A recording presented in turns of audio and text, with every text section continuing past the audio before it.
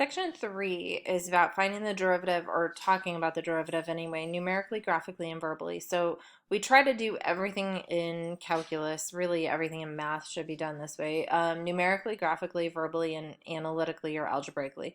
So the first two sections I've been focusing on the algebraic part because that's kind of the hard part as the algebra.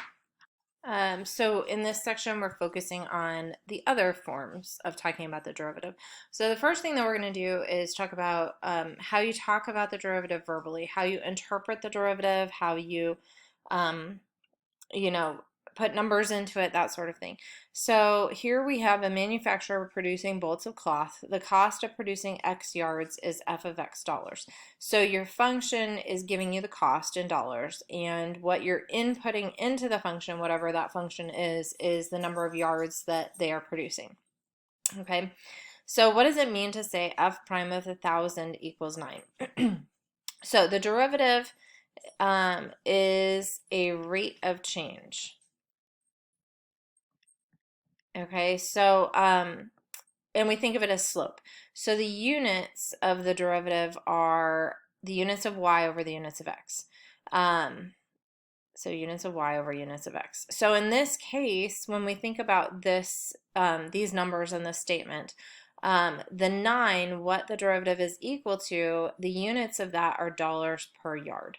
So that is the rate of change of the cost, basically. It's the rate the cost is changing. So as if you have 1 yard increase, you're going to increase the cost $9. Okay, which seems kind of steep. But the 1,000, we also need to think about what that is. That is X, all right? The 1,000 is X. So this is the number of yards. So we're going to say when 1,000 yards are produced, we're going to start with the 1,000.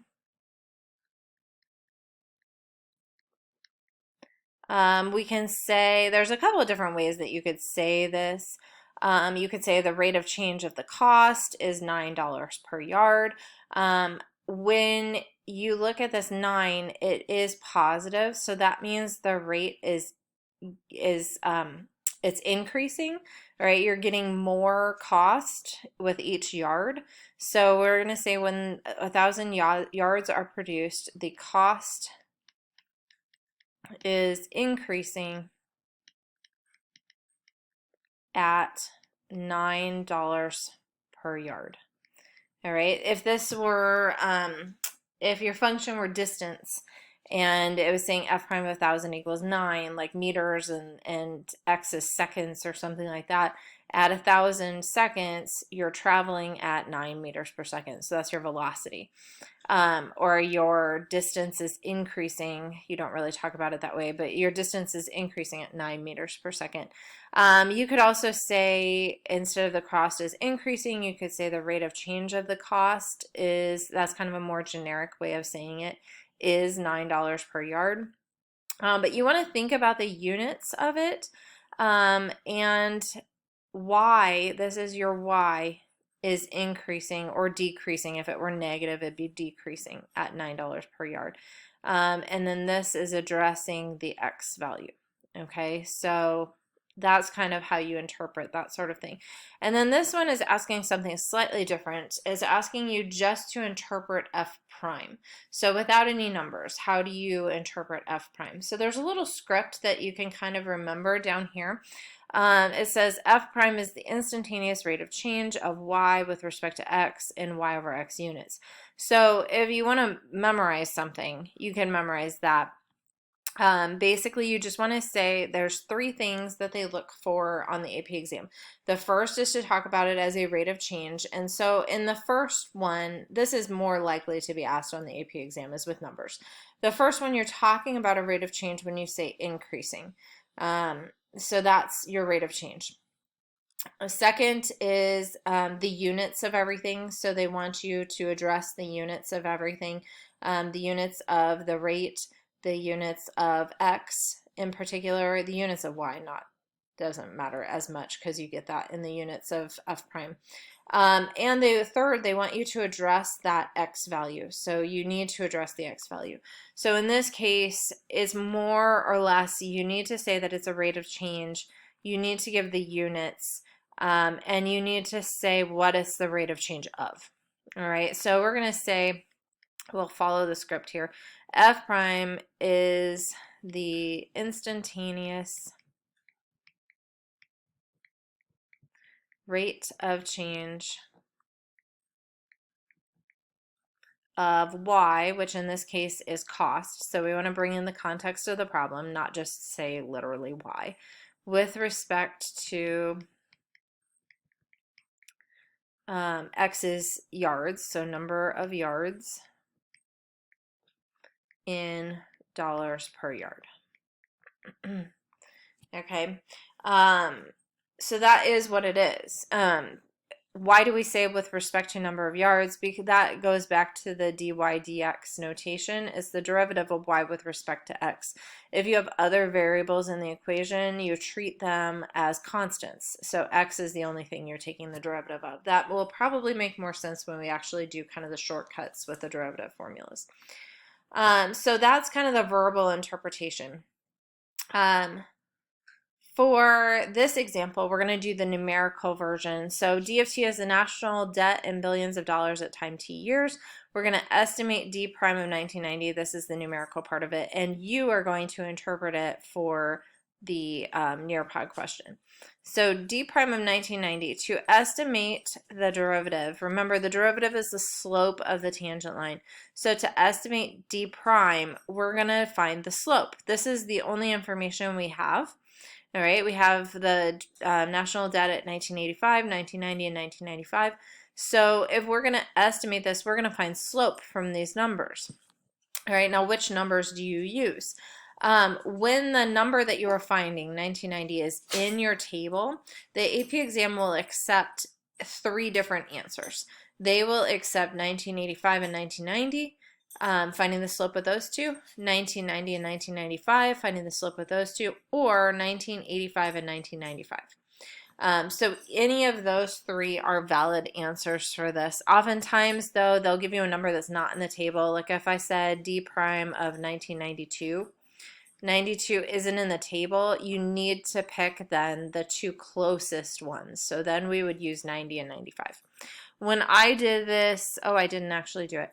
I'm going to use 1990 and 1995. So I'm going to do 4974.0 minus 3233.3, and then all over 1995 minus 1990. And I don't know what that equals, and I don't want to bring up my calculator to figure it out, so you can figure that out. So part of interpreting it is going to be figuring out that number. So you're going to do that for the Nearpod question. So then, a couple of definitions and a theorem. So a function f of x is differentiable at a, it's a really long word, differentiable at a if f prime of a exists. All right, so if there are places where your derivative doesn't exist, and we're going to talk about that. So limits don't exist. So there are places where derivatives aren't going to exist because derivatives are limits. The theorem here, if this is not one that you need to commit to memory, but it is useful. If f is differentiable at a point, then it is continuous at that point. Okay, so if the derivative exists, then the function is continuous, which is helpful. So where is your function not differentiable? Where doesn't the derivative exist? Discontinuities. So that kind of goes back to this theorem. If it's differentiable, it's continuous. So of course, the derivative is not going to exist at discontinuities. The next one is sharp corners, also known as cusps. And so why is that? Well, let's take a look at a sharp corner. So here's a sharp corner. Remember, the derivative is the slope, is the limit of slope. All right, so if we take, let's just say this is absolute value of x. If we take the limit as x goes to 0, where the sharp corner is from the left, that slope is -1 for absolute value. If this was actually, absolute value of x, that slope would be -1. If we take the limit as x goes to 0 from the right, of slope. You'd have the slope in here. You do the whole absolute value of x minus absolute value of a, blah, blah, blah. That is equal to positive 1. And actually, you don't even have to take the limit. You can actually, since these are straight lines, you know what the slope is. So the limit from the right and limit from the left do not agree. So our limit of slope does not exist at 0. The two sides don't agree. So that is an important thing to know, that's why. Vertical tangents are another one. That one's hard to tell on a graph if something truly has a vertical tangent, but the reason why the derivative doesn't exist for vertical tangents is because the slope of a vertical line is undefined. So when you try to take the limit of that slope, it's going to be undefined. So that's why. All right, the last thing is graphically, we want to sketch the derivative, and I'm going to try to use some different colors on this.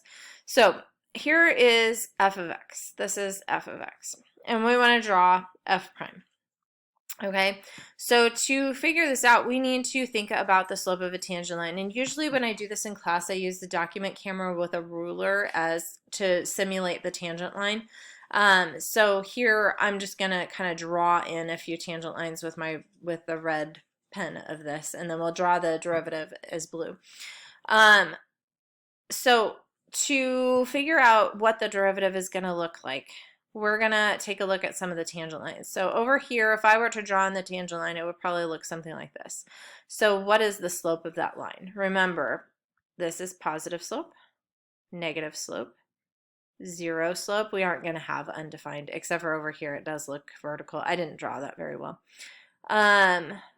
So this is positive slope. We have positive slope here. So f prime is going to be positive there.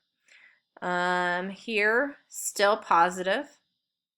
All right, a little less positive than there. All right, so I'm drawing in a tangent line and taking a look at the slope of it. As we go into here, it is getting flatter, but it is still positive. As we get over here, if we were to take a ruler and shove it up against this, we would actually get a horizontal slope, so our slope is actually going to be 0. And as we travel along, this now is negative slope. If we draw on our tangent line here, this now is negative slope. If we draw our tangent line here, whether it's above, it'll be above the line now. This is negative slope. Here we have negative slope, but it's a little less negative. It's almost flat. And up here we'd have a horizontal tangent line, so we're going to have 0 slope. And then as we travel over here, if we draw in our tangent line that has positive slope and really positive slope, and then it goes basically vertical because I didn't draw it right. Okay, so we see the different regions that have positive and negative and 0 slope. So when we graph the derivative, these are essentially our y values when we're graphing the derivative. We're going to use the same x values as our original function, obviously, but these are going to be our y values. So where is y 0? It's 0 when you're on the x-axis. So I'm going to put zeros in first. Where is y positive? Above the x-axis. So when I draw in the derivative, I'm going to, let me do it in blue. Okay, so I'll do this in blue so you can see it differently. Over here, our slopes of our tangent lines were all positive up until this 0 point, which I'm guessing is at the origin. It doesn't have to be necessarily, but I think it was. So our slopes were all positive. All right, that means the y values are positive. Where is y positive? Up here. All right, these are positive y values. So up above the x-axis, our y values are positive.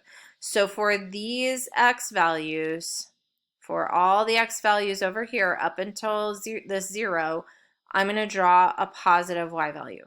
So it's going to look something like this. Now, why is it coming down? It's not coming down because this is going up. It's coming down because we have really steep slopes, high positive number slopes in here, and then our positive slopes start getting smaller and smaller and smaller. So if I drew in all these tangent lines, I'd see smaller and smaller slope until I get to 0. All right, so I need a really positive number. In fact, it probably should be doing something like this. I need a really positive number, and then I need it to get smaller and smaller until it's 0. Then on this side, I have negative slopes. So how do I draw negative y values? That's going to be down here. All right, negative y values below the x-axis. Okay, so if I look at my slopes over here, this is a negative slope, but it's small negative. Then I get bigger negative, and then I go back to smaller negatives again. All right, so if I actually calculated these slopes, this would be a small number, like maybe negative 0.5. Then it goes up to like negative 2 or something like that, and then goes back down to negative 0.5 or whatever. So it's going to be small, close to 0 at first, then it's going to get bigger, and then it's going to go back close to 0. I probably didn't draw that very well, but the fact is it's going to be negative, and it has to go through these two zeros because we know we have 0 slope at those two x values. All right, and then over here, our slope values were positive. It started off small positive, got bigger, got bigger, got bigger. So we're going to positive y values are above the x-axis, so we're going to have smaller y values, smaller positives up to bigger positives. So it's going to look like that. Okay, when I grade these, I look for the zeros to be in the right spot and for it to be positive and negative in the right spot. I don't look for a perfect shaped graph. All right, so don't worry about the shape as long as the positives and negatives are in the right spot. All right, so now we look at this one. Okay, these are supposed to be straight lines. All right, so like an absolute value function, we just talked about that. So the slope of this, if we were to draw in a tangent line, the tangent line would actually be this line. Okay, so the slope of the tangent lines is the same for every point on this line because our tangent line is the line. If you have a linear function, your tangent line is the line. So this slope is negative. So I'm going to draw just a horizontal line down here. I'm going to do a circle because we know derivatives don't exist at sharp corners. All right, our slope is the same if this is, the absolute value of x, this is -1 everywhere. So we know exactly where to draw this. We have -1, -1, -1, -1, doesn't exist at the corner. Then on this side, this slope is positive. And again, this line is the tangent line because it's a linear function. It's essentially linear right there. So what is the slope of that line? It's something positive. All right, so I'm going to put a circle right here because the derivative doesn't exist. And then it's the same for every x value. You have the same y value for the derivative because the slope of this line is the same for every point on it. Okay, so slope of the tangent line, if I were to draw tangent lines everywhere, they'd all have the same slope. That's why I'm drawing the derivative as always the same value. Okay, and again, this is why the derivative doesn't exist, because on one side it's negative, the other side is positive. They don't meet, so the derivative can't exist at that sharp corner. So